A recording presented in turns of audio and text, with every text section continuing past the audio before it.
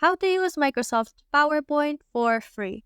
First, open your web browser and go to office.com. Now you are redirected to Microsoft's official website where you can see that Microsoft Office is the old name for Microsoft 365. You can either sign in, get Microsoft 365 products, or sign up for the free version of Microsoft 365 if you don't have an account yet. Since I already have an account, I will go ahead and sign in. Now that I'm on the sign in page, I will go ahead and input my login credentials and I will be back later. Now that I have successfully logged in using my Microsoft account, let's go ahead and head on to the PowerPoint.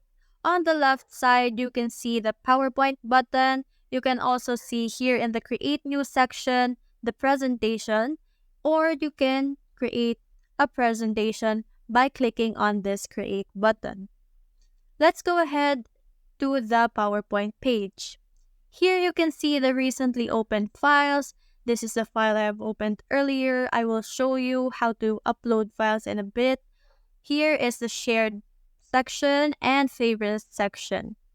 To create a PowerPoint presentation using Microsoft 365, you can either create by clicking on this blank presentation if you want a blank presentation and to do all the editing yourself, or you can choose from the existing themes and templates available provided by Microsoft. Now here you can see the upload button. Let's go ahead and click that to upload a presentation from your computer to your Microsoft 365 account. And in less than a minute, the file has successfully been uploaded to your account and automatically opened in a new tab. So for reference, this is the PowerPoint file that I uploaded to my Microsoft 365 account. Let's go ahead and take a look at each slide and compare the content and formatting to that when we open the file using our 365 account. Earlier, we looked at what the PowerPoint presentation looked like when opened using the PowerPoint application software. Let's look at how different it is from when opened using Microsoft 365.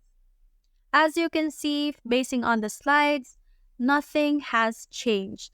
The font colors, the image formatting, the text formatting, the font size, and many more remain the same. As for the features and functionalities, we have here available the file, the home, the insert, draw, design, transitions, animations, slideshow, review, view, and help.